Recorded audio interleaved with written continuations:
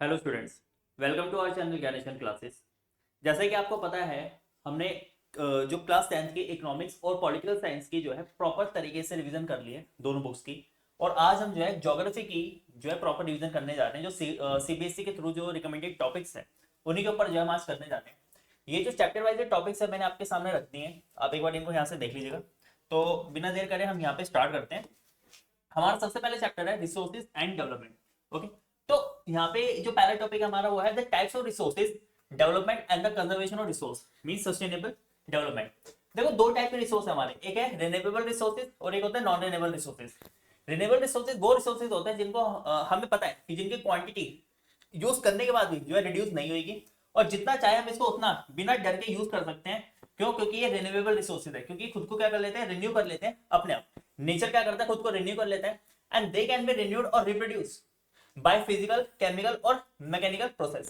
Then renewable resources like sunlight, wind, water are flow resources whose stocks is continuous and are being reused since time immemorial. Means ये एक ऐसे resource है जो time to time खुद को जो renew करते रहते हैं और ये कभी खत्म भी नहीं हो सकते। तो ये हमारे ऐसे रिसोर्स है जो हमारे रिन्यूएबल रिसोर्स के अंदर आते हैं।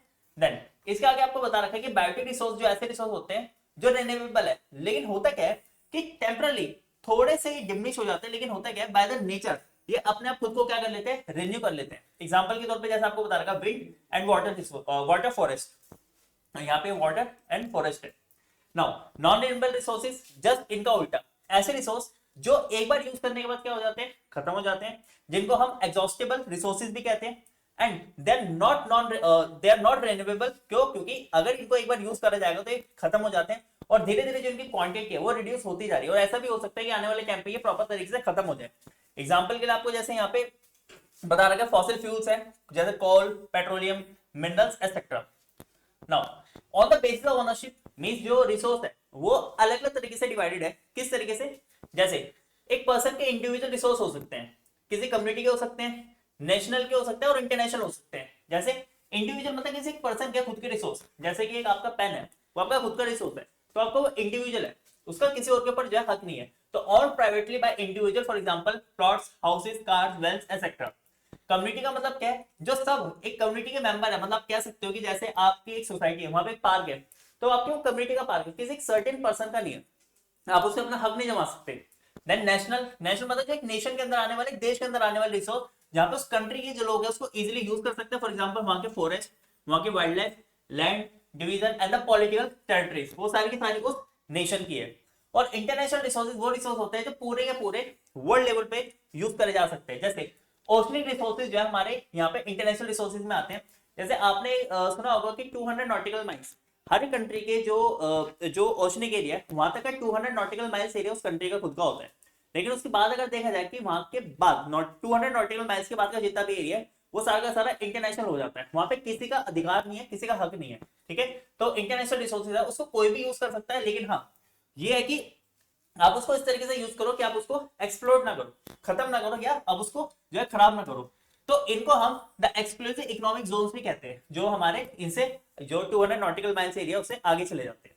Now on the basis of status of the development, सबसे पहला पोटेंशियल, देन सेकंड डेवलप, तीसरा stock and reserves means are found in a region but have not been utilized. मतलब किसी ना किसी रीजन में तो पाए जाते हैं लेकिन प्रॉपर तरीके से इनको यूटिलाइज नहीं किया गया। जैसे विंड एनर्जी, जो हमारे इंडिया के जो रेगिस्तान वाला एरिया है, वहां डेजर्ट एरिया है, वहां पे बहुत ज्यादा जो आपके विंड एनर्जी है उसको अगर सही तरीके से यूटिलाइज करा जाए, वहां पे सनलाइट है, तो अगर उसको विंड एनर्जी की, और हम कह सकते हैं जो सोलर एनर्जी है, वहां पे उसको यूटिलाइज कर सकते हैं।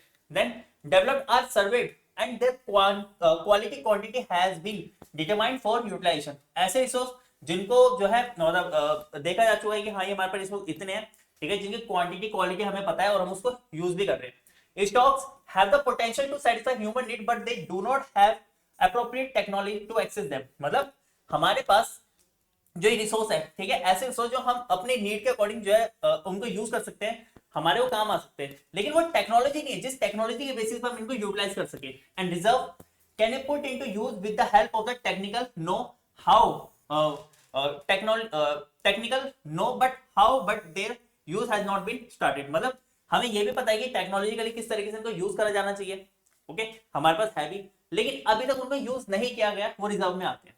नाउ देन आगे आपका टॉपिक है डेवलपमेंट ऑफ रिसोर्सेज। तो सबसे पहला है major problems and the need for the sustainable development. क्या क्या चीजें हैं? accumulation of the resources in the few hand dividing the society in halves and the half nodes means resources जो है सोसाइटी में कुछ ही लोगों के पास होना, ये एक बहुत बड़ी प्रॉब्लम है। उसमें होता क्या है कि जो है हमारी सोसाइटी डिवाइड हो जाती है, जिनको इससे बेनिफिट हो रहा है, जिनको उसका बेनिफिट हो ही नहीं रहा, उनको मिल ही नहीं पा रहे। Then second one is indiscriminate use of the resource leading to the global warming, ozone layer depletion and environmental pollution and land degradation। मतलब इसके जो हार्मफुल इम्पैक्ट है, लाइक जैसे आप बेढंगे तरीके से, जिस तरीके से जो भी आपको लगता है रिसोर्सेज का यूज करते हो, क्यों? क्योंकि वो फ्री ऑफ कॉस्ट आपके लिए एक तरह से। जैसे फॉर एग्जांपल जो इलेक्ट्रिसिटी है, लोग जो है बिना जो है जिस तरीके से उनको यूज करते हैं, वो ये नहीं देखते कि इसका जो है यूज एक लिमिटेड उसमें करना जाना चाहिए, जहां पे आपकी नीड नहीं है उस चीज को आपको है ना। जैसे अगर आप एक रूम में बैठे हो, वहां पे अगर आप ट्यूबलाइट ऑन रखते हो जहां पे आपको उसकी नीड ही नहीं है, तब उसको ऑफ कर दो। इसका मतलब क्या हुआ कि आप उसको जो है मतलब धीरे धीरे खत्म करते जा रहे हो। तो इससे हमारे जो है ग्लोबल वार्मिंग हो रही है। ग्लोबल वार्मिंग मतलब जो हमारा एनवायरमेंटल जो टेम्परेचर वो बढ़ता जा रहा है, ओजोन लेयर का डिप्लीशन होता जा रहा है, ये आपको पता ही है। सीएफसीएस से एनवायरमेंटल पोल्यूशन हो रहा है एंड लैंड डिग्रेडेशन हो रहा है। Then resource planning needed for the sustainable existence of all the forms of life। मतलब हमें रिसोर्स प्लानिंग करनी चाहिए कि किस रिसोर्स को किस तरीके से कैसे यूटिलाइज करा जाना चाहिए, ताकि जो हमारी लाइफ है, ठीक है, उन पे इंपैक्ट ना पड़े और सस्टेनेबली हर कोई पर्सन उसको यूटिलाइज कर सके। Then sustainable economic development is development should take place without damaging the environment। ये मोस्ट इंपॉर्टेंट पॉइंट है कि जो आपकी इकोनॉमिक डेवलपमेंट है ना, वो इस तरीके से होना चाहिए कि आपकी नीड भी पूरी हो जाए और आपके जो एनवायरमेंट है उसको भी हार्म ना पहुंचे, दोनों जो है अपने तरीके से साथ साथ चलते जाए। Now the first international earth summit held in the Rio de Janeiro, जो ब्राजील के अंदर 1992 में रखा गया था, जहां पे 100 कंट्रीज ने इसको अटेंड करा था। यहाँ पे क्या हुआ था, इन्होंने जो इन्वायरमेंटल रिलेटेड जितने भी इश्यूज होते हैं उनके ऊपर बात करी थी, उसको किस तरीके से कर्व करा जाना चाहिए, यहाँ पे वो बात करी गई थी। और टोटल मिला के यहाँ पे 21 एजेंडास के ऊपर बात करी गई थी कि हम किस तरीके से जो ग्लोबल जो सस्टेनेबल डेवलपमेंट है उसको अचीव कर सके, जिसमें हमारी पॉवर्टी आ रही है, डिजीज आ रही है, ठीक है। और इसमें एक और चीज है, जब हमारा वो इन्वायरमेंट जो इशू है, ठीक है, उस पर भी ध्यान दिया जाएगा कि किस तरीके से आप उसको रिड्यूस कर सकते हो, आपके ऊपर जो है यहाँ पे इंपैक्ट ना पड़े या आपकी लाइफ में उसका कोई इंपैक्ट ना पड़े। अब रिसोर्स प्लानिंग की नीड क्यों? So there are reasons which are rich in the certain resources and deficient in some other resources. देखो बहुत बेसिक सी बात है ना, हर जगह सारे रिसोर्स नहीं मिल सकते। कहीं पे कोई रिसोर्स बहुत अच्छी जो है क्वांटिटी में, लेकिन दूसरी ही जो अगर बात करते हैं कि दूसरे रिसोर्स जो है वहां पे वो नहीं मिलते। तो मतलब क्या हुआ कि आपको बैलेंस करके चलना है चीजों को। Then Arunachal Pradesh has abundant of water but lack infrastructural development. जैसे एग्जांपल के तौर पे बता रखा है, जो अरुणाचल प्रदेश है यहाँ पे वाटर जो बहुत अच्छा है लेकिन इंफ्रास्ट्रक्चर डेवलपमेंट नहीं है। राजस्थान के पास यहाँ पे सोलर और विंड एनर्जी बहुत अच्छी है लेकिन वाटर रिसोर्स नहीं है, ठीक है। तो इस तरीके से हमें रिसोर्स को प्लान करके चलना चाहिए कि आप किस तरीके से उसको यूटिलाइज कर सके, ताकि हर एक पर्सन को उसकी जो है रिक्वायरमेंट जो है वो पूरी हो सके। Now land resource utilization, degradation and conservation. तो हमारे जो लैंड रिसोर्स है उसमें ये बता रखा है कि it support the natural vegetation, economic activity, wild life, human life, transport and communication system. ये बहुत बेसिक सी चीज आप समझ गए होंगे कि लैंड रिसोर्स हमारा किस तरीके से यूज होता है। इसकी लिमिटेशंस क्या है? Land is an asset of the finite magnitude. मतलब लैंड एक ऐसी चीज है जिसका एक फाइनाइट मतलब आप एक लिमिटेड वे में यूज कर सकते हो। मतलब आप अगर आपके पास कोई जमीन है तो उस जमीन का आप किस तरीके से यूटिलाइजेशन कर सकते हो, तो वो आपके लिमिटेशन है उस चीज की कि हाँ आप इसको इस तरीके से यूटिलाइज कर सकते हो। अगर आपने उसको सही तरीके से यूटिलाइज करा तो आपके लिए बेनिफिट रहेगा, नहीं तो वो आपके लिए प्रॉब्लम क्रिएट कर सकता है। डिस्ट्रीब्यूशन ऑफ लैंड मास जो है हमारे किस तरीके से, जो प्लेन एरिया है जहाँ पे पॉपुलेशन रहती है, सेटल है, वो 43% है, माउंटेन एरिया 30% है और जो प्लेट्यू एरिया वो 27% है हमारे ऑल ओवर द यहाँ पे इंडिया के अंदर। नाउ लैंड यूटिलाइजेशन किस तरीके से होता है? तो जो लैंड है, ठीक है, जो लैंड रिसोर्स है इसको हम किस किस तरीके से किस किस पर्पस में यूज कर सकते हैं। जैसे फॉरेस्ट एरिया जो हमारा पहला ही हो गया। दूसरा हो गया land are available for cultivation, जहां पे आप खेती-बाड़ी कर सकते हो, ठीक है, जहां पे आप क्रॉपिंग कर सकते हो। Then permanent pasture and the other grazing land, मतलब जहां पे आप अपने जितने भी एनिमल्स है, जो कैटल्स जो कह सकते हो आप, जो आपके जो गांव वगैरह में आप कह सकते हो, या जितने भी हमारे जो स्टेट्स है वहां पे जो आपके एरियाज है, ठीक है, वो यहाँ पे उसके अंदर आ रहे हैं। लैंड अंडर मिसलेनियस एक्टिविटीज, मतलब आप इसके अलावा बाकी किसी दूसरे एक्टिविटी में उनको जो है यूज कर रहे हो।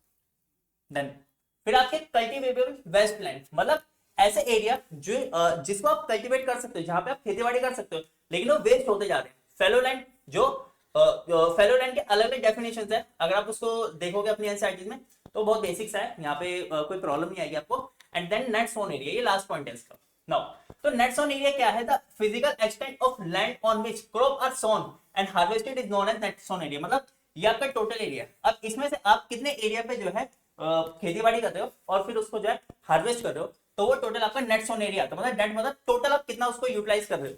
Then gross crop area, the area sown more than once in an agriculture year plus net sown area is known as gross crop area, मतलब जो टोटल सोन एरिया, मतलब एक से ज्यादा बार आपने एग्रीकल्चर ईयर में, एक साल में, मतलब जितने बार आप उसके एग्रीकल्चर कर सकते हो, जितने बार आपने उसको वहां पे ग्रो कर लिया, और प्लस वहां पे आपने क्या कर लिया, नेट सोन एरिया जितना है आपका, उनको एड अप कर दिया तो आपका ग्रोस क्रॉप एरिया आ जाता है।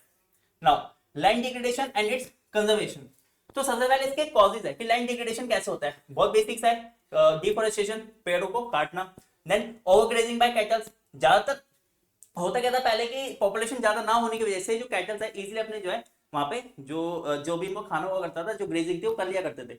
लेकिन अब क्या है कि जैसे जैसे पॉपुलेशन ज्यादा बढ़ी है वैसे वैसे लैंड की नीड भी ज्यादा पड़ी, तो जो ग्रेजिंग एरिया वो कम होते गए, कम होने की वजह से जो कैटल्स को जो है उनका फूड प्रॉपर नहीं मिल पाया, तो एक लिमिटेड एरिया में इनको करना पड़ रहा है, और वही लिमिटेड एरिया की वजह से यहाँ पे ओवर ग्रेजिंग होती जा रही है। Over use of the fertilizers as you know, then forest fire, ये नेचुरल कॉज है, then improper irrigation system, and the last one is improper crop rotation. तो ये आपके कॉजेज है किस तरीके से आपका जो है लैंड डिग्रेडेशन होता है। अब क्या तरीके जिससे आप इनको सही कर सकते हो, तो एक आप एफोरेस्टेशन कर सकते हो, जितने ज्यादा पेड़ पौधे लगा सकते हो, मैनेजमेंट ऑफ द ग्रेजिंग, किस तरीके से आप जो है ग्रेज करवा सकते हो अपने एनिमल्स को, या तो अपने एनिमल्स की क्वांटिटी कम कर दो, या आप एक टाइम फिक्स कर लो क्या इस एरिया में इस तरीके से करेंगे, कुछ एरिया को खाली छोड़ दो ताकि वो दोबारा से रिप्लेनिश हो जाए। Then proper management of the wasteland, जैसे मैंने भी आपको बताया वेस्टलैंड जो है इसको आप मैनेज कर सकते हो, and proper discharge of the industrial waste, जो होता है क्या है कि इंडस्ट्रियल वेस्ट जो आपके कहां पे जो आपके लैंड है वहां पे छोड़ दिया जाता है, जिससे क्या होता है वहां पे पॉल्यूशन क्रिएट होता है। Stabilization of the sand dunes and control on the mining activities, तो ये कुछ टर्म्स हैं जिनकी वजह से हम जो है लैंड डिग्रेडेशन को रोक सकते हैं। नाउ आगे चलते हैं। Now types of soil, soil erosion and soil conservation, हमारे इंडिया के अंदर अलग अलग टाइप की सॉइल्स पाई जाती है, तो उनसे रिलेटेड जो हमारा जो टॉपिक है उसको स्टार्ट करते हैं। सबसे पहला एलुवियल सॉइल है, बहुत बेसिक है, स्टार्टिंग से आप पढ़ते आ रहे हो छोटी क्लासेस से। ऐसी सॉइल जो वाटर अपने साथ जितने भी उसका फ्लोइंग एरिया वहां पे जो है लेके चलता है, वो सारी की सारी आपकी एलुवियल सॉइल कहलाती है, जिसको हिंदी में जलोढ़ मृदा कहा जाता है। So the entire northern plain are made up of the alluvial soil, and these have been deposited by these important Himalayan river system, Indus, Ganga and Brahmaputra। ये जो तीनों रिवर है जो हमारे जो ये नॉर्दर्न प्लेन एरिया है, इन plain area के अंदर जो चलती है, जैसे ऊपर से आपकी इंडस रिवर चल के आती है, यहाँ से आपकी गंगा रिवर चलती है, यहाँ से ऊपर से ब्रह्मपुत्र रिवर आती है, तो ये रिवर्स क्या करती है, इस पूरे एरिया के अंदर जितनी भी मिट्टी है उनको डिपॉजिट करती हुई चलती है, और यही जो सॉइल है हमारी एलुवियल सॉइल कहलाती है। और बहुत जो इसमें जो कहते हैं कि न्यूट्रिएंट है वो बहुत अच्छे होते हैं, और कल्टीवेशन के लिए बहुत अच्छी मानी जाती है। तो alluvial soil is also found in the eastern coastal plain, particularly in the deltas of the Mahanadi river, Krishna river, Godavari river and the Kaveri river. तो कुछ टर्म्स आपको याद रखनी पड़ेगी, अगेन वही बात बताऊंगा मैं आपको, एजोशन रीजनिंग में आ सकता है, मैच द फॉलोइंग में आ सकता है, और एमसीक्यूज फॉर्म में भी आ सकता है। तो ये आपको किसी भी तरीके से पूछा जाएगा, और ये भी और हाँ ये आपके मैप में भी आ सकता है, मोस्ट इंपोर्टेंट, क्योंकि आपके जो स्टार्टिंग के जितने भी चैप्टर थे सारे इनमें मैथ्स भी गिवन है। Now, the alluvial soil consists of the various proportion of the sand, silt and the clay. Alluvial soil are described on the basis of their ages. मतलब इनमें अलग अलग तरीके से हम जो है ये हमें देखने को मिलती है, एंड उसके बाद हम इसको दो टाइप में डिस्क्राइब करते हैं, एक होता है ओल्ड बांगर, एक होता है न्यू खादर। मतलब नाम इनका होता है बांगर और खादर, इसको ओल्ड कहते हैं, इसको न्यू, मतलब old alluvial soil, new alluvial soil. High concentration of the कंकड़ नोड्यूल्स, लेस फर्टाइल देन खादर, ठीक है। मतलब इसके अंदर अगर ध्यान से देखेंगे कंकड़ ज्यादा होते हैं, और ये खादर के मुकाबले कम फर्टाइल होते हैं, क्योंकि खादर में नहीं अभी अभी पानी आया तो उसने थोड़े टाइम पहले वहां पे मिट्टी लगाई है, और जो पुरानी मिट्टी थी वो साइड होती गई, तो वो ओल्ड एलुवियल सॉइल कहलाती है। तो ये क्या होगी, लेस कंसंट्रेशन होता है कंकड़ का इसमें, और यहाँ पर ये ज्यादा फर्टाइल होते हैं कंपेयर टू बांगर।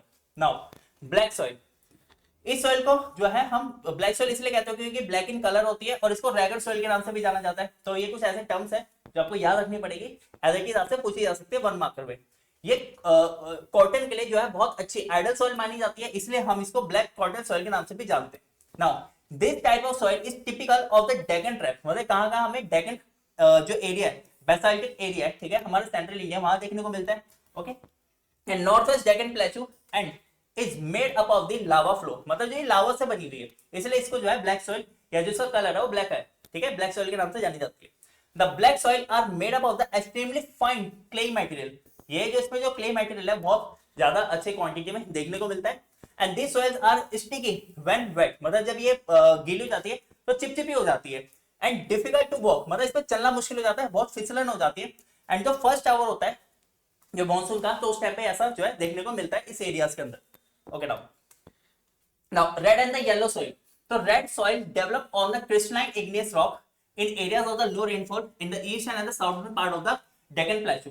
जो हमारे ईस्ट और साउथर्न पार्ट है डेक्कन प्लेटू के, वहां पे देखने को मिलती है क्योंकि वहां कम रेनफॉल होती है, और ये हमारी जो है इग्नियस रॉक कहलाती है। उसके बाद yellow and red soil are found in the parts of the Odisha, Chhattisgarh, southern part of the middle Ganga plain and the along with the pediment zone of the western Ghat। तो ये आपको कुछ areas बता रखे जहां जहां पे आपको देखने को मिलती है।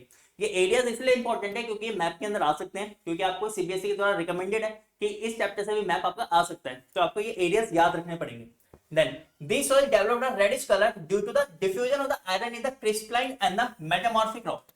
होता क्या है, जो हमारा जो जिसका कलर है वो रेडिश कलर इसलिए दिखता है क्योंकि जो आयरन होता है वो हमारे क्रिस्टलाइन और जो मेटामॉर्फिक रॉक्स है, ठीक है, उनमें मिल जाता है, ठीक है, डिफ्यूज हो जाता है, इसलिए इसका कलर जो है हमारा ये बनता है।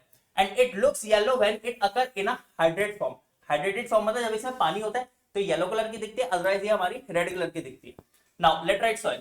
तो the laterite soil the laterite develops in the area with high temperature and heavy rainfall. ऐसे एरिया जहां पे टेंपरेचर ज्यादा होता है और रेनफॉल क्या होती है वो भी ज्यादा होती है। ये सॉइल जो है वो हमारे जो मैन्योर और फर्टिलाइजर है, ठीक है, उनको यूज के लिए जो है बहुत बेनिफिशियल है। लाइक जैसे this soil is suitable for the cultivation with adequate doses of the manure and fertiliser.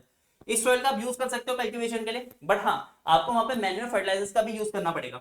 This soils are mainly found in the Karnataka, Kerala, Tamil Nadu, Madhya Pradesh and the hilly areas of the Odisha and the Assam.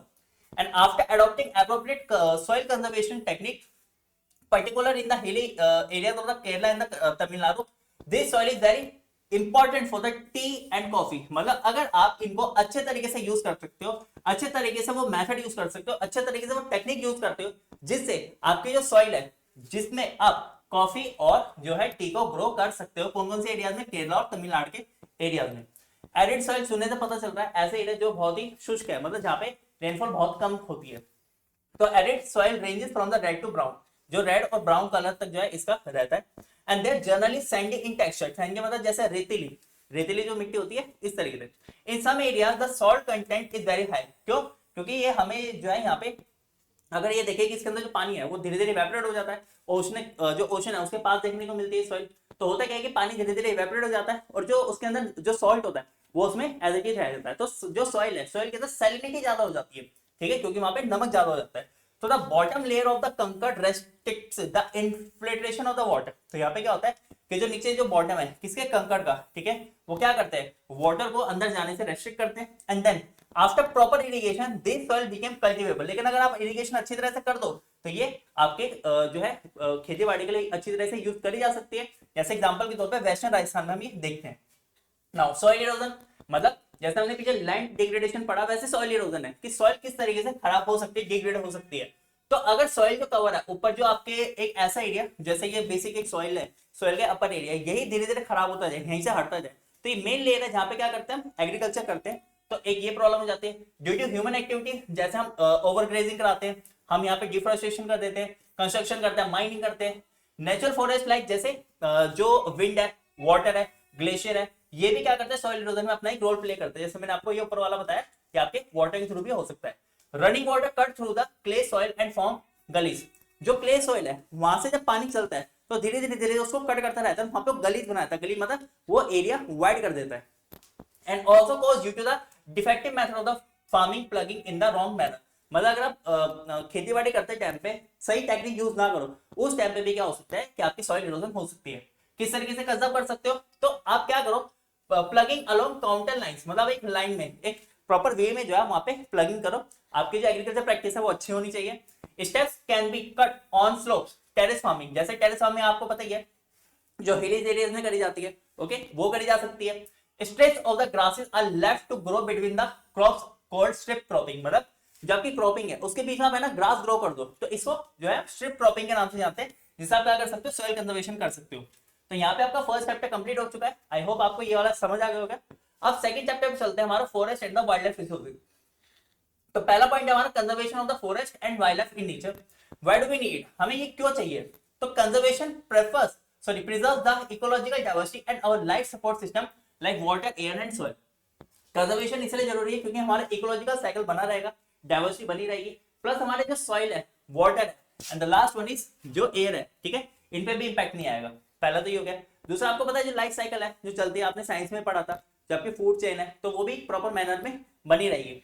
It preserve the growth of the species and the breeding, ठीक है, जो हमारी जो species है, ठीक है, उनकी growth होगी अगर हम इसको बचाएंगे तो, और ब्रीडिंग वो करेंगे जिससे उनकी पॉपुलेशन जो मेंटेन रहेगी। आफ्टर दैट एग्जांपल के लिए ट्रेडिशनल क्रॉस वेराइटीज, फिशेस और एक्वेटिक बायोडाइवर्सिटी, ये इसके आपके एग्जांपल दे रखे हैं, इसके हमारे हम इसको जो कंजर्व करते हैं, कंजर्व करने की नीड क्यों है उसकी। Now steps taken for the conservation of the forest in the wild life, क्या क्या स्टेप्स लिए गए।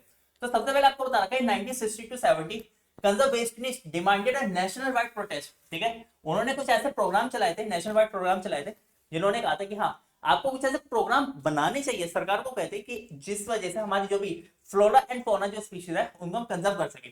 Then for the conservation government ने जो है यहाँ पे कुछ एक्ट पास करे थे 1972 के अंदर, जिसको वाइल्ड लाइफ प्रोटेक्शन एक्ट कहा गया था, WPA जो है शॉर्ट फॉर्म में कहा जाता है। आप इसका ईयर याद रखना, आपसे ईयर पूछा जा सकता है 1972।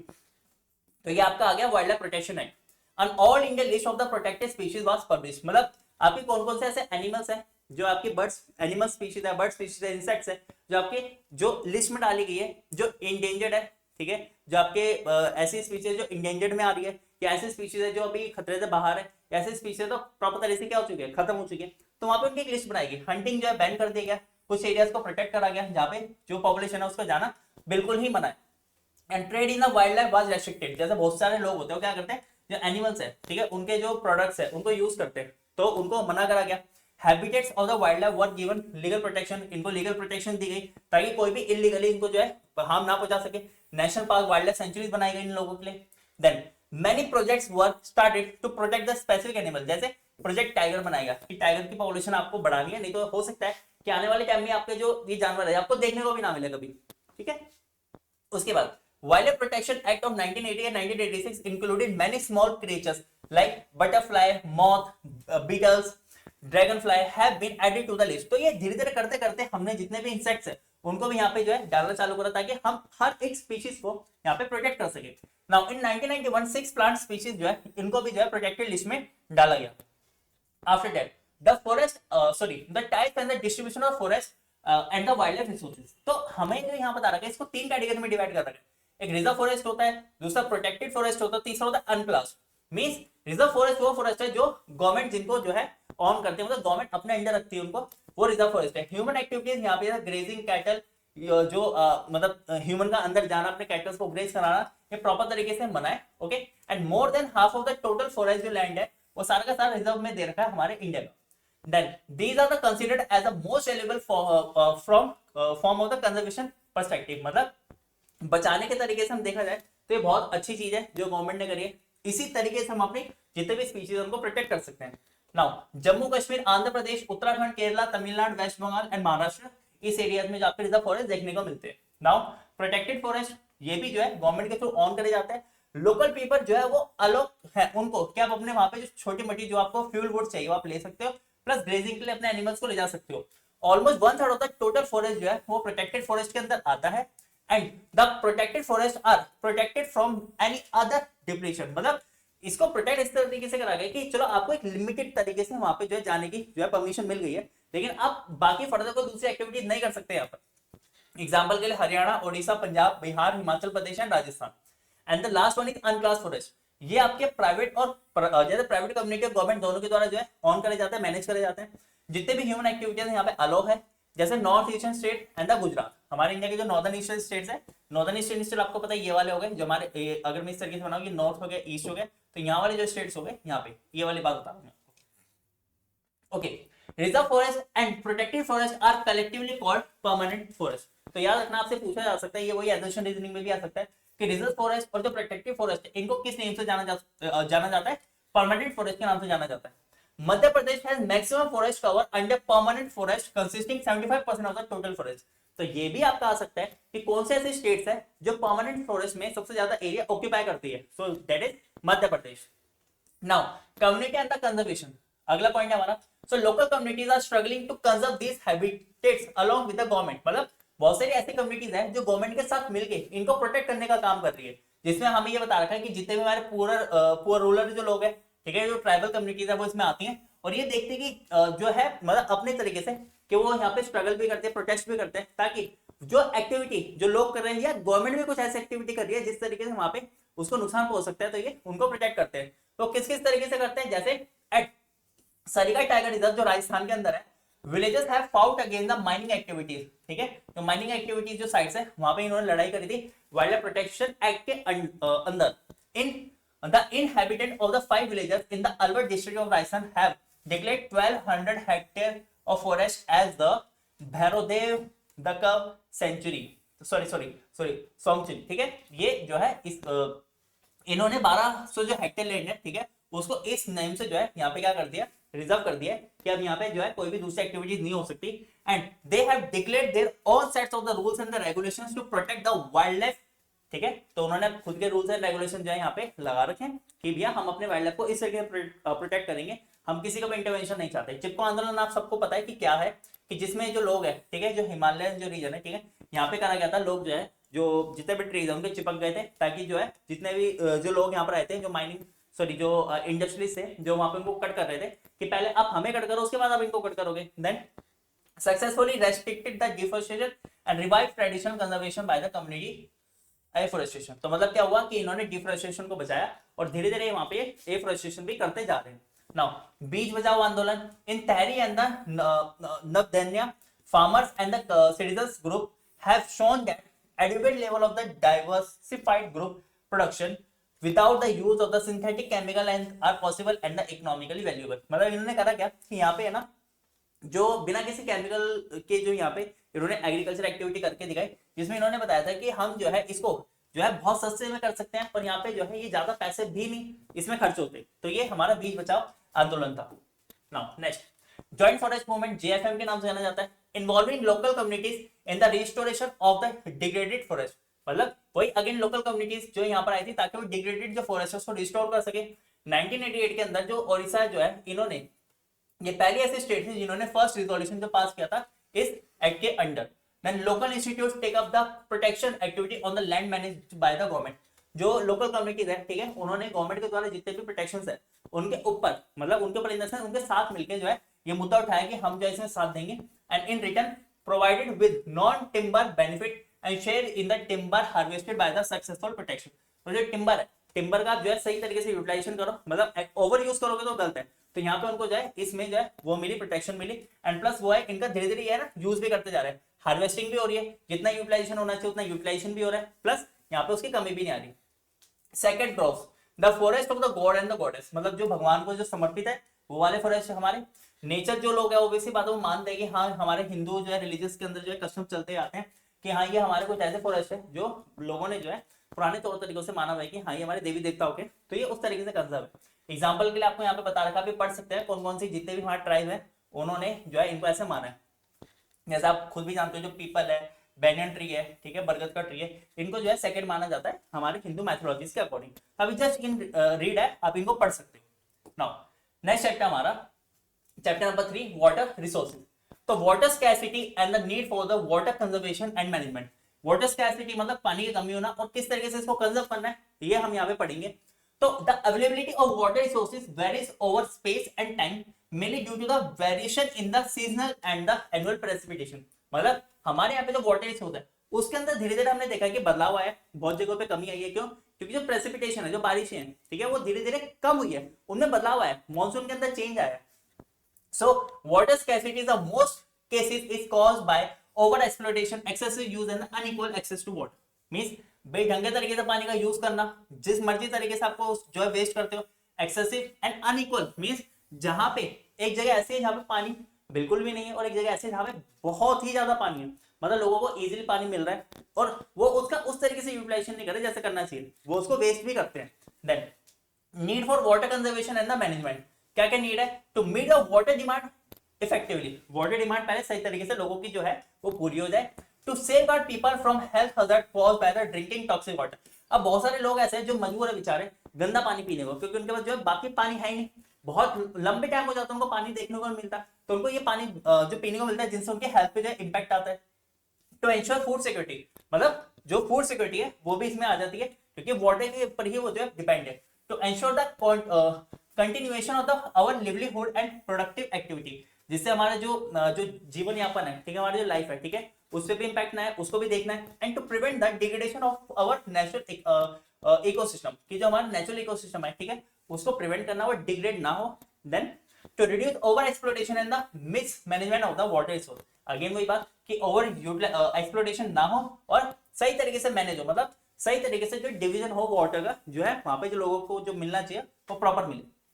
तो इसके लिए जो हमारे अब हम देखते हैं कि जो वाटर है, ठीक है, उससे रिलेटेड हमारे जो प्रोजेक्ट चलाए गए थे, जिसको मल्टीपर्पज रिवर प्रोजेक्ट्स कहा गया था, और ये वाटर रिसोर्स मैनेजमेंट के साथ किस तरीके से इंटरलिंक है या जुड़ा हुआ है। Archaeologist and historical records show that the ancient time we used to conserve water by constructing sophisticated hydraulic structures like dam built on the stone rubber reservoirs or the lakes embankment and the canals। मतलब वही है, पुराने तौर तरीकों को अगर देखा जाए तो जो हमने पीछे ये देखा था कि हम लोग किस तरीके से वाटर को जो यूटिलाइजेशन करते थे, किस तरीके से उसको मैनेज करते थे, हमने डैम्स बनाए थे, कैनाल्स बनाए थे, इरिगेशन के लिए जो अच्छे सिस्टम्स हुआ करते थे, तो वो चीजें जो है हमारी पीछे जो पुराने टाइम में यूज करी जाती थी वो आपको बता रखी है। And we have continued this tradition, बहुत से ऐसी चीजें जो आज हम यूज करते हैं, जिसको हम कहते हैं डैम्स, ठीक है, डैम्स आज भी हम बनाते आ रहे हैं अपने रिवर्स के ऊपर, अपनी नीड के according.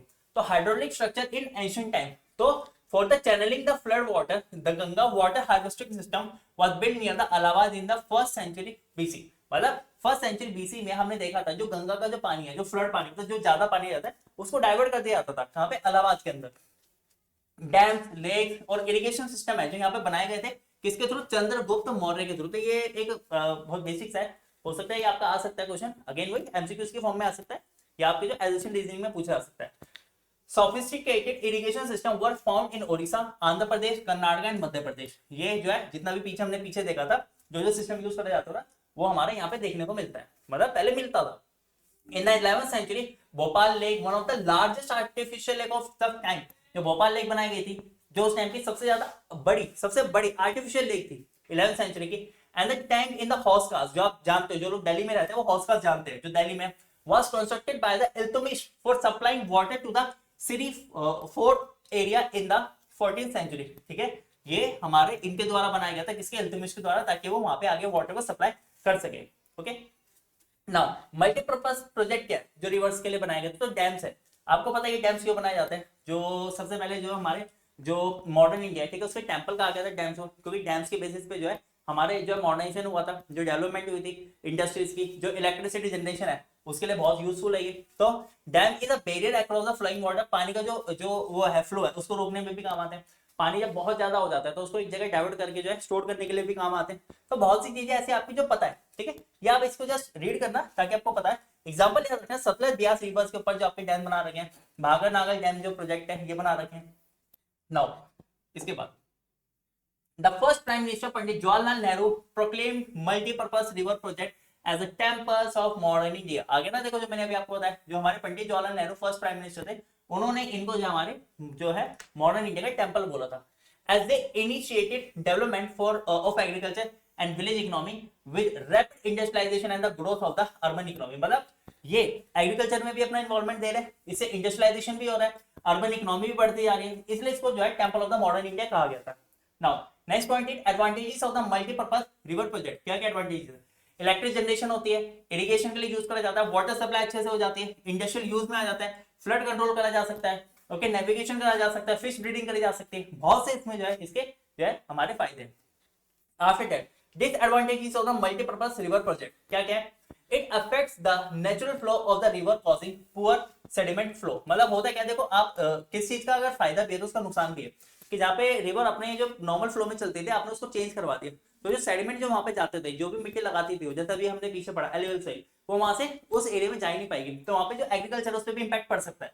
It destroy the habitat of the river एडुएट लाइफ, जो एक्वेटिक लाइफ है रिवर की, ठीक है, उस पर भी प्रॉब्लम हो सकती है। जो एनिमल फ्लोइंग वाटर में रहते हैं वो वहां पे नॉर्मल रुके हुए पानी में नहीं रह पाएंगे। It submerges the existing vegetation and soil if created on the flood plane.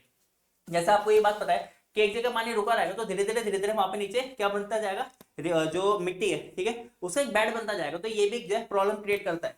उसके बाद लोगों को वहां से डिस्प्लेस करा जाता है जहाँ पे डैम्स बनाए जाते हैं। तो ये बहुत ही जो है एक ऐसी सिचुएशन है जो गलत है, जिसे हम कहते हैं कि लोगों को डिस्प्लेस करा जाता है। वहाँ पे एनिमल और जो प्लांट स्पीशीज मतलब फ्लोरा एंड फौना स्पीशीज उनको भी नुकसान होता है, क्यों आपको वहाँ पे डिफोरेस्टेशन करना पड़ेगा।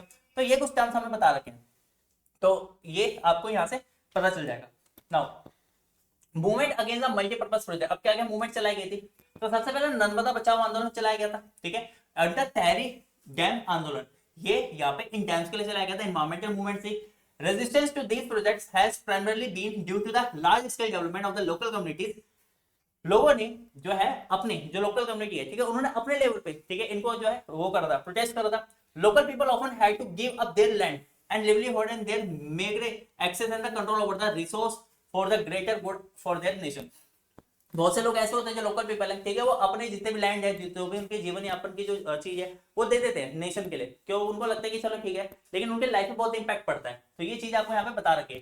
जैसे perhaps the land owners and the large farmers, industries and a few urban centres are only benefiting. तो ज्यादातर तो भैया बेनिफिट तो इन लोगों को ही हो रहा है ना, बाकी दूसरों के लिए क्या हो रहा है, उनके लिए तो नुकसान है ना ये। तो ये बात आपको बता रखी है। अब आगे आपका है इरिगेशन। तो irrigation has also changed the cropping pattern of many regions with the farmers shifting to water intensive and the commercial। मतलब इरिगेशन एक ऐसी चीज है जिससे हमने ये देखा है कि जहां ऐसे एरिया जहां पे एग्रीकल्चर होना बहुत मुश्किल हुआ करता था, जहां पे रेनफॉल बहुत ज्यादा नहीं होती थी, तो वहां पे पानी के थ्रू या इरिगेशन सिस्टम के थ्रू वहां पे एग्रीकल्चर करना पॉसिबल हो पाया। This has great ecological consequences like salination of the soil, ठीक है, जो सैलिनेशन है जो सॉइल का, ठीक है, उसके लिए जो है बेनिफिट है।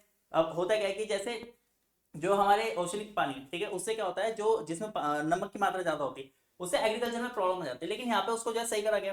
Eight the same time it has transform the social landscape that is increasing the social gap between the richer and the poor landlords. बहुत बेसिक सी बात है, इनमें डिफरेंस होते गए। जो अमीर है उन्होंने इरिगेशन पैटर्न्स के थ्रू जो है अपने एरियाज भी बढ़ा लिए, वहां पे जो एग्रीकल्चर प्रैक्टिस भी ज्यादा कर ली। जैसे गुजरात के अंदर साबरमती बेसिन है, वहां पे जो फार्मर्स है वो गुस्सा है, और ये देखा जाता है कि वहां पे जो है जो रिवॉल्ट भी हुए, रिवॉर्ड्स भी हुए बहुत ज्यादा, वो इसलिए क्योंकि यहाँ पे जो ज्यादा प्रायोरिटी है वो किसको दे दी जाती है, अर्बन एरियाज को दे दी जाती है, जहाँ पे जो फ्लड एरियाज है, सॉरी फ्लड एरिया नहीं, जहाँ पे ड्रफ एरिया, जहाँ पे सूखा है, वहां पे पानी का नामो निशानी नहीं होता। तो ये यहाँ पे प्रॉब्लम देखने को मिलती है। इंटर स्टेट वाटर डिस्प्यूट आपको पता ही है, जो स्टेट्स हैं वहां पे पानी की हमेशा जो है वो लड़ाई चलती रहती है कि किस स्टेट को कितना पानी किस तरीके से मिलेगा, कौन कितना यूटिलाइजेशन करेगा, ये हमें यहाँ पे देखने को मिलता है। Now next rain water harvesting. आप सबको पता है रेन वाटर हार्वेस्टिंग क्या होता है, बारिश के पानी को बचाना, जिससे आपका क्या होगा कि इन फ्यूचर जब भी आपको पानी की नीड है, जो आपके जो घरों में नॉर्मल पानी आता है, आप उसको ना यूटिलाइज करके आप इस पानी को यूटिलाइज कर सकते हो आपके बाकी जो है चीजों के लिए। तो ये बहुत बेसिक से आप पढ़ सकते हो, इसको बहुत सिंपल है। Girls and the curls in mountainous regions western Himalaya for agriculture important on the hill top. मतलब ये हमारे वेस्टर्न हिमालय में देखने को मिलता है, जहाँ पे एग्रीकल्चर में जो है यूज करते हैं इसको, और ये हिल एरियाज में मोस्टली जो है आपको देखने को मिलेगा। नाउ थैदिन्स एंड द जोहर्ट्स, जैसलमेर राजस्थान में आपको देखने को मिलेगा। इन एरिड एरिया जहाँ पे शुष्क इलाके है, बारिश बहुत कम होती है, एग्रीकल्चर जो फील्ड है, ठीक है, उनको किसमें कन्वर्ट कर दिया, रेन फीडर स्टोरेज स्ट्रक्चर में। मतलब जो ऐसी एग्रीकल्चर फील्ड थी जहाँ पे एग्रीकल्चर करना पॉसिबल नहीं है, तो उन्होंने इसको इसमें कन्वर्ट कर दिया ताकि आप जो है वाटर को स्टोर कर सको, बचा सको। Now bamboo drip irrigation system in Meghalaya 200 year old system है जो यूज करा जाता है बैम्बू पाइप के थ्रू, कि जैसे आप देखते हो कि जो बैम्बू है, ठीक है, उनको एक स्ट्रक्चर फॉर्म में लगा दिया जाता है और उसके अंदर वाटर को स्टोर कर लिया जाता है, और फिर उसी बैम्बू से पानी को जो है आगे जो है निकाले जाता है। तो ये कहा जाता है कि 18 से 20 लीटर जो पानी है वो एक बैम्बू पाइप के अंदर जो स्टोर हो जाता है, एंड 20 से 80 ड्रॉप जो है वो हमेशा वहां पे प्लांट पे गिरती रहती है। तो उस प्लांट से जो है 20 से 80 ड्रॉप्स के थ्रू जो यहाँ पे वाटर इकट्ठा होता है। Now rooftop rain water harvesting, ये लास्ट है कि जो आपके रूफटॉप, जैसे आप अपनी छतों के ऊपर जो वाटर जो है रेन वाटर जो उसको आप स्टोर कर सकते हो, जैसे हमने अभी ऊपर ये वाला देखा है। ओके, लास्ट जो रूफटॉप रेन वाटर हार्वेस्टिंग है, तो यहाँ पे हमने देखा कि टंकास बनाए जाते हैं, ठीक है। अभी टंका सिस्टम क्या है, in arid and the semi arid area जो राजस्थान के है, बीकानेर और फौल्त फैलोदी, यहाँ पे हमें देखने को मिलेंगे हेड टंकास अंडरग्राउंड। मतलब कुछ कुछ ऐसे भी जिन्होंने अंडरग्राउंड बना रखे। अंडरग्राउंड में होएगा क्या, ये जो है रूफटॉप से कनेक्ट रहते हैं, मतलब जो बारिश का पानी जो छतों में आता है वहां से वो एक पाइप के थ्रू कहाँ चले जाते हैं, नीचे अंडरग्राउंड इन्होंने टंकास बना रखे, वहां चले जाते हैं। Through pipe water is transported to the tankas and reliable source of the drinking water. पानी साफ होता है, गंदा नहीं होता, पीने लायक है, एंड मोस्ट इंपॉर्टेंट ये समर की हीट को से बचाता है। समर की हीट से कैसे बचाता है, जैसे हम एक चीज देखते हैं कि जो नीचे अंडरग्राउंड वाटर सिस्टम इन्होंने बना रखा है, तो वहाँ पे ठंडक रहेगी, तो अगर वो ठंडक रहेगी तो वहां से जो है वहां के आसपास के जो उनका जो घर है, ठीक है, वो भी ठंडा रहेगा। तो ये यहाँ पे हमें बता रखा है। नाउ चैप्टर 4 एग्रीकल्चर, बहुत इंपॉर्टेंट चैप्टर है, मोस्ट इंपॉर्टेंट है, क्योंकि यहाँ से चैप्टर आने सॉरी यहाँ से क्वेश्चन आने ही आने, आपको ये करके ही जाना है बहुत अच्छे से। तो सबसे पहले टाइप्स ऑफ फार्मिंग हमारी ये क्या है, जो प्रिमिटिव सब्सिस्टेंस फार्मिंग होती क्या है, ये एक ऐसी फार्मिंग है छोटे से जो है जो छोटे मोटे फार्मर है वो छोटे छोटे अपने एरियाज पे करते हैं। यहाँ पे छोटे मोटे जो उनके प्रिमिटिव टूल्स है जो उनके पास है, उन्हीं से अपने एग्रीकल्चर प्रैक्टिस करते हैं, और फैमिली मेंबर्स ही होते हैं, बाहर से किसी जो है लेबर को बुलाने की जरूरत नहीं है इनको। और ये फार्मिंग जो है रेनफॉल पे डिपेंड करती है, नेचुरल फर्टिलिटी पे डिपेंड करती है, ये किसी भी केमिकल्स का यूज नहीं करते, मॉडर्न टेक्निक्स का यूज नहीं करते। एंड इसको हम स्लैश एंड बर्न एग्रीकल्चर भी कहते हैं। आप सभी को पता ही होता क्या है कि जो हमारे ऐसे ग्रुप्स होते हैं जो आप जैसे हिंदी में बंजारे कहते हैं, जो ट्राइबल कम्युनिटीज है, वो जब एक प्लेस से दूसरी प्लेस पे जाती है तो वहाँ पे जो लैंड एरिया है थोड़ा वो उस फॉरेस्ट एरिया को थोड़ा काटती है, और फिर वहाँ पे जो है जितना फॉरेस्ट एरिया उसको जो है बंद कर देती है, और जो ऐश होते हैं उसको मिट्टी में मिला देती है, जिससे सॉइल की फर्टिलिटी इंप्रूव हो जाए, और इसी को स्लैश एंड बर्न एग्रीकल्चर कहा जाता है। जब सॉइल की फर्टिलिटी धीरे धीरे वहाँ पे रिप्लेनिश होने लगती है तो उस रीजन को छोड़ के दूसरे रीजन में चले जाते हैं। तो यहाँ पे आपको ये बता रखा है ना। उसके बाद इंटेंसिव सस्टेनेंस फार्मिंग, तो ये जो टाइप की फार्मिंग है ये आपके हायर पॉपुलेशन एरिया में करी जाती है, जहाँ पे आपके जो पॉपुलेशन है उसको फीड कराया जा सके। It is a labour intensive farming where high doses of the biochemical inputs use, means यहाँ पे जो है केमिकल फर्टिलाइजर यूज करे जाते हैं, इरिगेशन टेक्निक यूज करी जाती है, क्योंकि ये बहुत बड़े एरिया पे प्रोडक्शन करी जाती है। प्रॉब्लम ऑफ इंटेंसिव फार्मिंग क्या है, division of the land through the successive generation, मतलब सक्सेसिव जनरेशन मतलब जैसे एक जनरेशन है उसके बाद एक जनरेशन आई फिर एक जनरेशन आई, तो लैंड का डिस्ट्रीब्यूशन होना, तो यहाँ पे एक प्रॉब्लम आ जाती है, क्योंकि इसको करने के लिए आपको ज्यादा जो है लैंड चाहिए, लेकिन वो धीरे धीरे जमीन होती है छोटी होती जाती है, क्यों, क्योंकि जैसे जैसे आगे जनरेशन आती है वो क्या होती है उन लैंड्स को डिवाइड करते रहते हैं, डिवीजन हो जाता है लैंड्स के अंदर। नाउ कमर्शियल फार्मिंग क्या है कि various method inputs are used in this type of the farming, for example HYV seeds जो आपको पता ही है, केमिकल फर्टिलाइजर्स का यूज करा जाता है, इंसेक्टिसाइड पेस्टिसाइड्स का यूज करा जाता है, और कमर्शियलाइजेशन के लिए यूज करा जाता है। कमर्शियल मतलब वीट और राइस के लिए, जैसे बड़े बड़े लेवल पे जो है एक बहुत बड़ा एरिया जहां पे बस आपने ओनली वीट ग्रो कर दिया, राइस ग्रो कर दिया, क्योंकि आपको अपनी पॉपुलेशन को फीड करना है। नाउ क्रॉपिंग पैटर्न हमारे तीन होते हैं, kharif crop, rabi crop and zaid crop, आपको इनके बारे में पता है।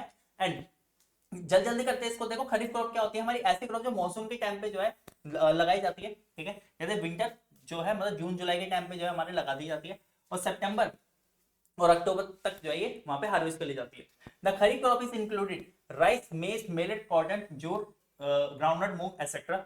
रबी crop it start with the beginning of the winter, winter start होने से जो है वहां पे ग्रो करी जाती है, और यहाँ पे हमारे जो समर स्टार्ट होता है तब जो है इसको हार्वेस्ट कर लिया जाता है। यहाँ पे जो हमारे जो है the rabi crop include the wheat, barley, gram and the soils oil seeds, ये आपको कुछ इंपॉर्टेंट बता रखे हैं। नाउ ज़ैद क्रॉप, ऐसी क्रॉप जो हमारे रबी और खरीफ क्रॉप के बीच का जो एक टाइम पीरियड बचता है उस क्रॉप में जो उस सीजन में जो ग्रो करी जाती है वो हमारी ज़ैद क्रॉप होती है। एग्जांपल के तौर पे वाटरमेलन, कुकुम्बर एंड कुछ वेजिटेबल्स होती हैं, कुछ फूड क्रॉप्स होती है जो एनिमल्स के लिए यूज करी जाती है। अब हमारे जो मेजर क्रॉप्स है उनके बारे में पढ़ते हैं। तो सबसे पहले हमारे मेजर क्रॉप है राइस, ये एक स्टेपल क्रॉप है, स्टेपल क्रॉप मतलब खाने के लिए यूज करे जाते हैं बहुत बड़े पैमाने पे, और हमारे इंडिया के अंदर जो है ये वही हमारी पॉपुलेशन को फीड करने के लिए यूज करी जाती है। ये एक खरीफ क्रॉप है। अब देखो क्वेश्चन इस तरीके से आ सकता है, एजुकेशन रीजनिंग में आपको दे देगा कि rice is a rabi crop, तो वहां पे क्वेश्चन गलत हो जाएगा। तो यहाँ पे आपको इस चीजों का ध्यान रखना है छोटी छोटी।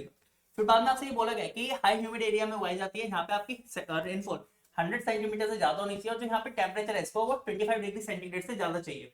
Rice is grown in the plain of the north and the north east, मतलब अब इसके बाद आपको क्या पढ़ना है कि कौन कौन से एरियाज में ग्रो करी जाती है। तो ये हमारे नॉर्थ और नॉर्दर्न ईस्ट एरिया में देखी जाती है, इंडियन कोस्टल एरियाज में देखी जाती है, डेल्टिक रीजन में देखी जाती है, जहाँ पे कैनाल इरिगेशन हो सके, ट्यूबवेल से जो आप वाटर जो वहाँ पे यूज कर सको, जहाँ पे रेनफॉल नहीं होती उन एरिया में, जैसे Punjab, Haryana and western UP and some part of the Rajasthan, यहाँ पे भी जो है राइस को ग्रो करा जाता है with the help of irrigation techniques. Now next one is wheat, it is the main food crop in the north and the north western part of the country.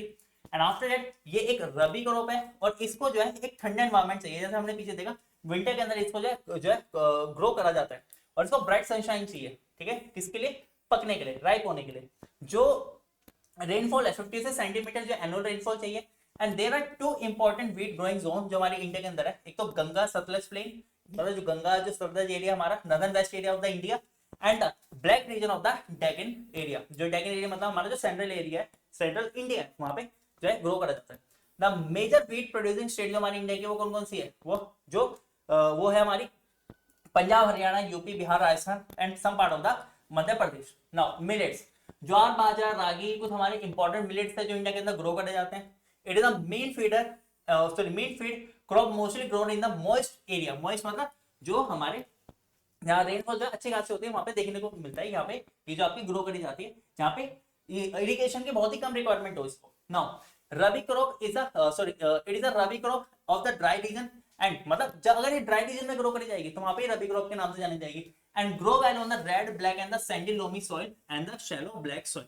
तो ये आपको कुछ इसके कैरेक्टरिस्टिक्स बता रखे हैं कौन कौन सी सॉइल पे ग्रो करी जा सकती है और जिस एरिया में ग्रो करी जाएगी तो वहां पे इसका टाइप क्या होगा। नाउ कर्नाटका जो लार्जेस्ट प्रोड्यूसर है किसका हमारा रागी का, किसके बाद तमिलनाडु के बाद, सॉरी तमिलनाडु के बाद नहीं, तमिलनाडु जो है कर्नाटका के बाद जो हमारा लार्जेस्ट प्रोड्यूसर है मिलेट का। मेज मक्का it is a crop which is used for both as a food and fodder मतलब खाने के लिए भी और जो आपके एनिमल्स के लिए जो है ये यूज करी जाती है। It is a kharif crop which require temperature between 21 से लेके 27 डिग्री सेल्सियस और जो है ये हमारे ओल्ड जो है एलुवियल सॉइल में बहुत अच्छी तरह से ग्रो करती है। मेजर जो क्रॉप प्रोड्यूसिंग स्टेट्स हमारे इंडिया के वो कर्नाटका यूपी बिहार आंध्र प्रदेश एंड मध्य प्रदेश में। नाउ पल्सेस दालें बहुत अच्छा सोर्स है किसका, प्रोटीन का। जो लोग वेजिटेरियन है उनके लिए बहुत अच्छी मानी जाती है। तो यहाँ पे आपको वही बता रखा है ये जो है हमारे इंडिया जो है लार्जेस्ट प्रोड्यूसर है प्लस कंज्यूमर भी है दालों का। ये वेजिटेरियन डाइट के अंदर बहुत अच्छी आती है। देन मेजर पल्सेस जो हमारे ग्रो कर जाते हैं इंडिया के अंदर कौन कौन से, उड़द मूंग मसूर टी ग्राम एक्सेट्रा ये। और यहाँ पे जो कम मॉइस्चर एरिया है वहां पे भी आराम से उगाई जा सकती है लेस ड्राई कंडीशन के अंदर। मेजर पल्सेस प्रोड्यूसिंग जो स्टेट्स हमारे इंडिया के वो कौन कौन से, मध्य प्रदेश यूपी राजस्थान महाराष्ट्र एंड कर्नाटक, ये हमारे कुछ एरिया है। Now technological and institutional reforms क्या है हमारे एग्रीकल्चर सेक्टर के अंदर। तो टेक्नोलॉजिकल रिफॉर्म्स में देखते हैं जो हम सबको पता है ग्रीन रिवॉल्यूशन क्यों लाया गया था, ताकि हमारे यहाँ पे जो एग्रीकल्चर प्रैक्टिस है उसको और ज्यादा इंप्रूव करा जा सके। व्हाइट रिवॉल्यूशन किससे रिलेटेड करता है, मिल्क प्रोडक्ट से, ये सब आपको पता है। देन स्पेशल वेदर जो है बुलेटिन्स मतलब हमें पता है कि अब जो हमारे जो वेदर कंडीशन है उनके बारे में हमें पता चलता रहता है, टेक्नोलॉजिकल इतनी एडवांसमेंट हो चुकी है। देन एग्रीकल्चर प्रोग्राम्स हमारे आते हैं जिससे फार्मर्स को पता चलता है तब किस तरीके से कैसे आप अपने जो एग्रीकल्चर को और इंप्रूव कर सकते हो, उनको नॉलेज दी जाती है, सब्सिडी दी जाती है एग्रीकल्चर प्रोडक्ट्स के ऊपर, किसके द्वारा, गवर्नमेंट के द्वारा। इंस्टीट्यूशन रिफॉर्म्स क्या लाए गए थे, so after independence major institutional reform such as the collectivization consolidation of the holding and cooperation and the abolition of the zamindari etc were given priority। ये कुछ ऐसी चीजें जो आपने जो है छोटी क्लासेस में पढ़ी है, जो आपको 6, 7, 8 क्लासेस में बताया जाता था ये क्या होता था, तो ये आपको मोस्टली चीजें पता ही है। Then land reforms were focus on first 5 year plan. First 5 year plan as you know कि हमारी जब भी गवर्नमेंट आती है तो उस गवर्नमेंट का 5 ईयर प्लान रहता है। जो हमारा जो सबसे पहला 5 ईयर प्लान था 1952 से 1957 में, तो सबसे पहला जो ध्यान दिया गया था हमारे एग्रीकल्चर सेक्टर पे दिया गया था और वहां पे मेन प्रायोरिटी हमारी यही थी। Crop insurance was provided for disease fire cyclone and etcetera, मतलब अगर इनमें से कुछ होता है तो क्रॉप इंश्योरेंस आपका जो है आप जो करवा लो तो आपको यहाँ पे कोई भी यहाँ पे नुकसान देखने को नहीं मिलेगा। To provide loans to the farmers with at a very low rate of the interest, जो बैंक कोऑपरेटिव सेक्टर सोसाइटीज है ग्रामीण बैंक है ये एस्टैब्लिश करेगा गवर्नमेंट के द्वारा। And for the benefit of the farmers कुछ अलग स्कीम भी चलाई गई है जैसे पर्सनल एक्सीडेंट इंश्योरेंस स्कीम जिसको PAIS कहा जाता है, किसान क्रेडिट कार्ड स्कीम KCC कहा जाता है, ये हमारी सेंट्रल गवर्नमेंट के थ्रू जो है स्कीम चलाई गई है, ठीक है, सेंट्रल स्पॉन्सर्ड स्कीम्स है ये। नाउ नेक्स्ट, तो यहाँ पे हमारा जो है 4th चैप्टर भी कंप्लीट हो चुका है। अब हम अपने नेक्स्ट चैप्टर पे आते हैं, चैप्टर नंबर 5 जिसका नाम है minerals and the energy resources. तो भैया मिनरल होता क्या है, तो it is defined as a homogeneous naturally occurring substance with a definable internal structure. Minerals are found in the varied forms in the nature ranging from hardest diamond to the softest talc। मतलब एक homogeneous natural mixture है, मतलब ये homogeneous मतलब mix up form में मिलता है, हमें इसको सेपरेट करना पड़ता है। और ये जो है हमारा एक अलग मतलब जो इसके स्ट्रक्चर्स है बहुत डिफरेंट स्ट्रक्चर में भी हमें देखने को मिलता है। और अगर आप ध्यान से देखो तो ये हार्डेस्ट फॉर्म से लेके सॉफ्टेस्ट फॉर्म तक देखने को मिलता है, जैसे डायमंड और टैल की बात आपको यहाँ पे बता रखी है। अब ऑकरेंस क्या है, किस तरीके से मिलता है ये, तो जो मिनरल्स है बेसिकली हमें और फॉर्म में मिलता है, और मतलब ये मिक्सअप फॉर्म में देखने को मिलता है। मिक्सअप फॉर्म आप समझ गए होंगे कि अलग अलग जो है आपको चीजें एक साथ मिक्स है जो मिली हुई है, फिर आपको उसको एक्सट्रैक्ट करना पड़ता है। Then the term ore is used to describe an accumulation of any mineral mix with other element. मतलब देखो अभी वही चीज आ गई ना, कोई एक मिनरल बाकी दूसरे एलिमेंट के साथ मिक्स है तो वो आपका और है, ठीक है। आगे चलते हैं। Mineral generally occur in the following forms, किस किस फॉर्म में मिलता है, vein and the lodes form means जैसे in igneous and the metamorphic rock mineral में अकर इन द क्रैक, ठीक है, सर्फेसिस फॉल्ट और द जॉइंट्स। यहाँ पे आपको देखने को मिलता है एग्जांपल के तौर पे कॉपर और जिंक आपको यहाँ पे मिल जाएगा। Bed and the layers in sedimentary rocks a number of the minerals occur in the bed और द लेयर्स, मतलब जबकि जो सॉइल है उसकी बेड उसकी लेयर्स के अंदर जो है मिलता है। एग्जांपल के तौर पे जिप्सम हो गया, पोटैश हो गया। Residual mass of the weather and the material like the decomposition of the surface rocks and the removal of the soluble constituent also form the mineral. जैसे हमें पता है कि जो सरफेस है वो धीरे धीरे डिकम्पोज होते रहते हैं, टूटते रहती है, तो उससे बनने वाले जो आपके जो रिसोर्सेज है, जो आप कह सकते हो जो मिनरल्स है, वो आपके जो कौन से कहलाएंगे, residual mass of the weather mineral, जिसको एग्जांपल के तौर पे हम बॉक्साइट देखने को मिलता है। नाउ एलुवियल डिपॉजिट आप समझ गए होंगे, कौन सा एलुवियल डिपॉजिट, जो आपके जो रिवर्स एरिया के अंदर जो पानी के थ्रू जो आते हैं। Minerals also occur as a alluvial deposit in the sand of the valley floor and the base of the hills, for example gold, tin, platinum etcetera. आगे चलते हैं। वाटर या ocean water, so the ocean water contain vast quantity of the minerals, for example common salt, magnesium and bromine। आप घर पे जो नमक खाते हो कॉमन सॉल्ट, वो इसी से तो आता है, वो भी तो आपका एक मिनरल है। नाउ क्लासिफिकेशन ऑफ मिनरल किस तरीके से क्लासिफाई है, तो सबसे पहले हमारे मिनरल में मेटेलिक आता है, दूसरा नॉन मेटेलिक, तीसरा एनर्जी मिनरल्स। मेटेलिक जिसमें फेरस होता है, फेरस मतलब आयरन प्रेजेंट होता है, ये आपको कुछ इसके एग्जांपल बता रहे हैं। एंड नॉन फेरस वो होते हैं जिसमें आयरन देखने को नहीं मिलता, इसके एग्जांपल आपके सामने ये रहे। कुछ आपके ऐसे भी होते हैं जो प्रीशियस होते हैं, जैसे गोल्ड, सिल्वर, प्लेटिनम, जिसको अभी हमने पीछे पढ़ा। Now non metallic mineral for example mica, salt, potash, sulphur, granite etcetera, ये आपके नॉन मेटेलिक मिनरल के अंदर आते हैं। और एनर्जी मिनरल जैसे जिससे आप क्या कर सकते हो, एनर्जी प्रोडक्शन कर सकते हो, कोल, पेट्रोलियम, ओके, नेचुरल गैसेस हो गई आपके एनर्जी मिनरल्स के अंदर आते हैं। छोटी छोटी से इसकी जो आप डेफिनेशन देख सकते हो, डेट्स इट। उसके अलावा आपको इसको देखने की जरूरत नहीं है, ज्यादा डीप में नहीं जाना आपको इसके लिए, पर आपको ये पता होना चाहिए कि कौन कौन से मिनरल कैसे होते हैं और इनकी क्लासिफिकेशन कैसी है। अब आपको मिनरल को कंजर्व क्यों करना है, तो व्हाई टू कंजर्व मिनरल्स, तो mineral deposit are present in very less quantity in the world, that is 1% of the earth crust. अब आज के टाइम में आप देखो, आप तो कहोगे यार बहुत सारे मिनरल है हमारे पास, तो ये ओनली 1% है। हाँ, ये हमारे पास 1% है, इसलिए इसको जो है हमें कंजर्व करने की जरूरत है, बहुत अच्छे से, बहुत सही तरीके से यूटिलाइजेशन करने की जरूरत है। अदरवाइज ऐसा होगा कि खत्म हो जाएंगे और लाइफ सस्टेन करना जो है मुश्किल हो जाएगा, क्योंकि आज के टाइम में हम जो है अब इन पे dependable. Continued extraction of the ore led to the depletion of the mineral and increase in the cost। मतलब वही हो गया, जितना ज्यादा आप इनको एक्सट्रैक्ट करते जा रहे हो उतनी ज्यादा वो धीरे धीरे खत्म होते जा रहा है, और जितनी चीजें कम बचेगी उतनी ज्यादा उसकी कॉस्ट हो जाएगी, क्योंकि डिमांड तो है ना नेचर के लोगों के लिए। So the geological process of the mineral formation are so slow while the consumption rate is very faster। मतलब मिनरल प्रोडक्शन मतलब जैसे हम देखते हैं कि कुछ कुछ ऐसे भी जो हम खुद भी बना सकते हैं मिनरल्स को, लेकिन वो प्रोडक्शन लेवल बहुत स्लो चल रहा है। लेकिन जिस तरीके से आप यूटिलाइजेशन कर रहे हो वो यूटिलाइजेशन बहुत तेजी से, तो क्या होगा, ये हमारे जल्दी खत्म होने के चांसेस ज्यादा है।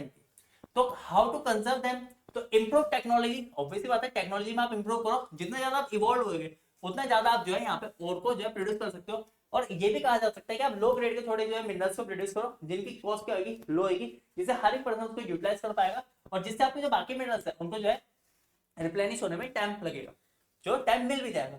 Recycling of the metals using scrap metal और other substituents. Okay, now energy resources क्या होते हैं, तो energy is needed to cook, to provide light and heat, to propel vehicles and to drive machinery in the industries. ये आपको समझ आ गया होगा एनर्जी क्यों जो है हमारे जरूरी है।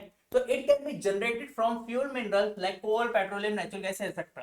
तो energy resource can be classified. Conservation sources of resources क्या है, it include firewood, cattle, dung cake, coal, petroleum, natural gas and the electricity।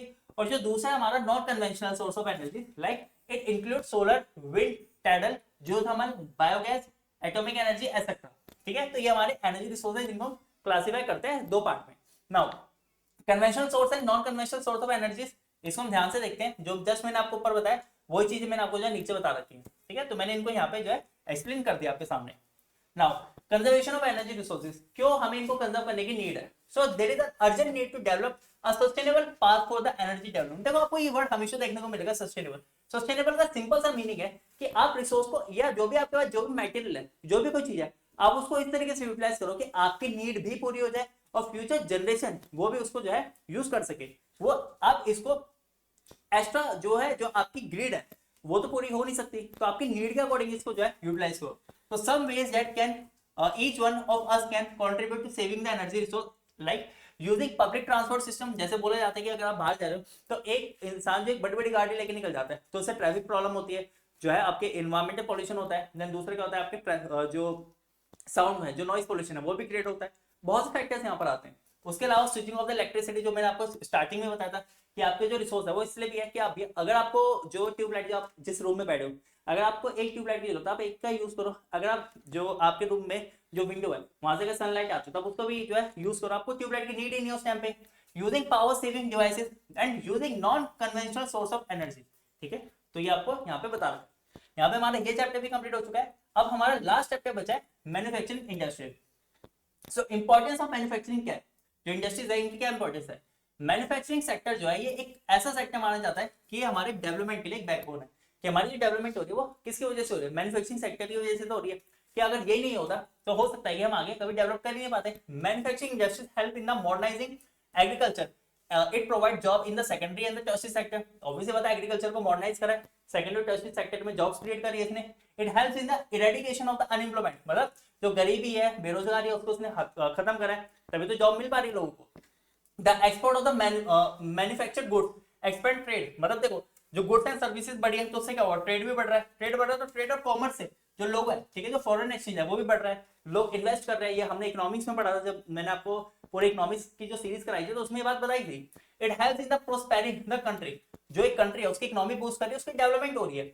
With globalisation, global competition जो बढ़ रहा है, ठीक है, तो सेल्फ सफिशिएंसी है वो इनफ नहीं है, आप खुद पे डिपेंड नहीं रह सकते, आपको दूसरे की नीड पड़ेगी। And the last one is our goods must be on par with the international market, हमारी कंट्री के गुड्स बाहर भी जो है देखने को मिलते हैं और बाहर के गुड्स जो है हम भी परचेज करते हैं, तो ये आपके ग्लोबलाइजेशन भी यहाँ पे दिखा जा रहा है। Now factors affecting location of the industries, कौन कौन से ऐसे जो फैक्टर्स हैं जहां पे आपकी जो इंडस्ट्रीज आपको सेटअप करनी चाहिए कि हाँ यार ये ठीक है, इसके अलावा हम कहीं और नहीं लगाएंगे। तो एक तो होता है इंडस्ट्रियल लोकेशन जो है इन्फ्लुएंस करती है क्या, कि आपका रॉ मटेरियल कहां पर है, रॉ मटेरियल, फिर आपकी लेबर अच्छी मिलेगी नहीं मिलेगी, कैपिटल आप पैसा कितना लगाओगे, पावर जनरेशन कैसे होगी, मार्केट कैसे होगी। फॉर एग्जांपल जैसे आपको अपनी एक फैक्ट्री सेटअप करनी है, तो फैक्ट्री ऐसी जगह पे सेटअप करोगे जहां पे आपको लेबर अच्छी मिल जाए, वहां पे आपको जो आपने फैक्ट्री सेटअप करी है वहां पे आपको रिसोर्स अच्छे से मिल जाए, मार्केट पास हो, ताकि आपके ट्रांसपोर्टेशन जो है कॉस्ट ज्यादा ना हो, और आप जब उसको मार्केट में सेल करो तो वो भी आपके जो है एक सफिशिएंट जो है फॉर्म में हो सके। तो ये कुछ चीजें आपको बता रखी है। After an industrial activity start, urbanisation follows, urbanisation मतलब शहरीकरण होता है, मतलब एक ऐसा एरिया जहाँ पे आप ये देखते हो कि वहां पे कुछ नहीं था, लेकिन धीरे धीरे लोग वहां पर आके जो सेटअप हुए, लोगों ने वहां पे अर्बनाइजेशन करना चालू करा, धीरे धीरे और लोग आए, उन्होंने देखा ये ट्रेडिंग सेंटर है, तो धीरे धीरे वो एरिया जो एक बंजर एरिया था वो किस में, एक अर्बन एरिया में जो है डेवलप्ड हो गया। उसके बाद cities provide markets and also provide services such as banking, insurance, transport, labor, consultant and the financial advices। ये आपने सारी की सारी चीजें इकोनॉमिक्स पढ़ी है, तो आई थिंक ये सारा आपको जो है पता होगा। आगे चलते हैं। Now classification of industries on the basis of source of raw material, agrobased, agrobased आप वर्ड से समझ गए होंगे, ये भी हमने हिस्ट्री में पढ़ा था। जो एग्रीकल्चर पे बेस्ड है जो इंडस्ट्री, एग्रो बेस्ड इंडस्ट्री, ठीक है, जैसे हमने शुगर इंडस्ट्री देखी है वो एग्रीकल्चर पे बेस्ड है, शुगर केन एग्रीकल्चर से आएगा, उसके सुक्रोज कंटेंट से आप क्या करोगे, वहां पे शुगर बनाओगे। तो यहाँ पे जो ऐसे कॉटन हो गया, वुलन हो गया, जूट हो गया, सिल्क हो गया, रबड़ हो गया, शुगर हो गया, ये आपके एग्रो बेस्ड इंडस्ट्रीज में आता है। मिनरल बेस्ड इंडस्ट्री जो पीछे हमने जितने मिनरल्स पढ़े उनके बेस पे, जैसे आप जब भी घर बनाते हो तो आपको घर के लिए लोहे की जरूरत पड़ती है, ठीक है, आयरन, तो वो क्या वो उसी इंडस्ट्री से तो आ रहा है, तो iron steel industry, cement industry, aluminium etcetera, ये सारा का सारा यहाँ से आता है। According to their main role, like basic or the key industries which supply their products or raw materials to the manufacture other goods, for example iron and copper smelting, मतलब जो raw material है उनको आगे भेजा जाता है। जैसे बहुत बेसिक सी बात है कि आपका एक रॉ मटेरियल है, एक लोहा है, लोहा, ठीक है, उससे आपको उसको जो है एक स्मेल्ट करवाना है, तो आपको दूसरे जो है सेक्टर में भेजना पड़ेगा, सेक्टर इंसान दूसरी जो आपको वहां पे इंडस्ट्री में भेजना पड़ेगा। तो ये बेसिक चीज आपको बता रखी है। कंज्यूमर इंडस्ट्रीज, कंज्यूमर मतलब आप एक ऐसे जैसे आपने शुगर बनाई, आप उसको कंज्यूम ही तो करोगे, टूथपेस्ट बनाई आप उसको कंज्यूम करोगे, तो ऐसी इंडस्ट्री जो कंज्यूमर बेस्ड होती है और ऐसी इंडस्ट्री जो की इंडस्ट्रीज होती है, बेसिक इंडस्ट्री जो एक दूसरे पे डिपेंडेबल होती है। Okay, now on the basis of the capital investment, small scale industries, बहुत बेसिक सी बात है, ऐसी इंडस्ट्री जो बहुत छोटे मोटे जो है एरिया पे जो खोली गई है, जैसे एग्जांपल के तौर पे such industries which require a maximum investment up to 1 crore, मतलब 1 करोड़ तक की जो इन्वेस्टमेंट है, it employs a small number of the labours, छोटे मोटे लेबर्स, मतलब ज्यादा लेबर्स यहाँ पे काम नहीं होते। लेकिन लार्ज इंडस्ट्री जो है वहां पे जो है हम ये देखते हैं कि 1 करोड़ से ज्यादा की जो इन्वेस्टमेंट होती है और बहुत ही बड़े एरिया पे होती है। आप टिस्को को जानते हो, रिलायंस इंडस्ट्रीज को जानते हो, तो यहाँ पे आपको ये चीजें बता रखी है। Now next point is on the basis of ownership, again वही है public sector, private sector and joint sector. Public sector जो गवर्नमेंट के द्वारा ऑन करा जाए, लाइक भेल सेल, ये एग्जांपल आपको बता रखे हैं। प्राइवेट सेक्टर जो एक इंडिविजुअल का होगा, जैसा अभी पीछे मैंने यहाँ पे आपको बताया किसका हो गया, बजाज हो गया। देन जॉइंट सेक्टर ऐसे होते हैं जहाँ पे स्टेट और इंडिविजुअल एक साथ मिलकर काम करते हैं, Indian oil limited. Now cooperative sector क्या है, own and operated by the producer and the supply of the raw materials, मतलब जो प्रोड्यूस कर रहे हैं और जो उसको सप्लाई कर रहे हैं उनके द्वारा जो ऑपरेट कर रहा है वो आपका यहाँ पे जो है कोऑपरेटिव सेक्टर कहलाता है। एग्जांपल के तौर पे sugar industries in the Maharashtra and Amul sector, आप सबको अमूल के बारे में पता ही होगा। Based on the bulk and the weight of the raw material and the finished goods, कैसे, हैवी इंडस्ट्री और लाइट इंडस्ट्री। हैवी मतलब जहाँ पे आपके जो अब समझ गए होंगे, हैवी इंडस्ट्री जो बहुत बड़े बड़े जो ऑटोमोबाइल पार्ट जो बनाए जाते हैं, जैसे आपके आयरन और स्टील इंडस्ट्रीज हो गई।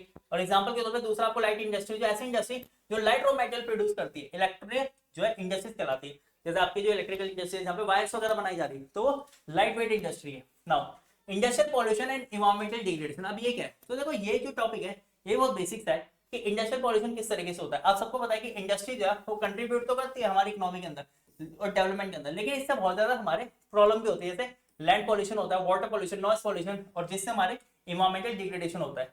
तो industries are responsible for 4 types of the pollution, पहला एयर होता है, दूसरा वाटर, तीसरा थर्मल और चौथा नॉइस। आप सबको इनके बारे में पता है, लेकिन बस मैं आपको थर्मल बताता हूँ। थर्मल मतलब जो आपके ऐसे फैक्ट्रीज है जो केमिकल, जो गरम केमिकल डायरेक्टली कहाँ वो डिस्पोज कर देती है, जो रिवर्स या जो है आपके जो जितने भी आपके वाटर बॉडीज है वहां पर डिस्पोज कर देती है। तो उससे क्या होता है, हाईली टॉक्सिक केमिकल होते हैं जो उसमें क्या करेंगे, रिएक्ट करेंगे और जो उसको हार्म पहुंचाएंगे। तो वहां पे जो एक्वेटिक लाइफ है उनका भी यहाँ पे जो है उनको भी प्रॉब्लम आएगी, और उस वाटर को अगर कोई कंज्यूम करेगा तो उसके लिए भी प्रॉब्लम हो सकती है। तो यहाँ पे आपको थर्मल जो पॉल्यूशन इस तरीके से बता रखा है। अब आप किस तरीके से इसको बचा सकते हो, तो minimising the use of the water by the reusing and the recycling. जो इंडस्ट्री जो वाटर को यूज करती है, ठीक है, उनको मिनिमाइज करे किस तरीके से, आप उसको रीयूज करो, ठीक है, अगेन एंड अगेन जब तक वो आपका यूज करने लायक ना बचे।